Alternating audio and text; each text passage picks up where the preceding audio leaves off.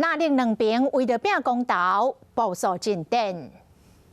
国民党青年军为12月18公投徛出来，12号国要伫开都举行秋斗大会师。我们会开始跟所有参与秋斗的公民团体来做一个大会师的动作，一起加入人民的力量。那现场我们预计会超过2万人。希望我们的孩子、我们的长辈都不要吃到莱猪这样子不健康的肉品。第二款呢是保民主，我同意。 讲12月12秋斗要伫开都组织2万人，国民党青年要甲心声讲互政府知，这种斗嘛会全面应战。昨暗时，总统蔡英文参加台湾美国商会活动，和NIT处长孙香雅做伙。蔡总统食牛肉汉堡，保证食安问题，唔知影敢是美国牛。伫来伫公投进前意外引起联想。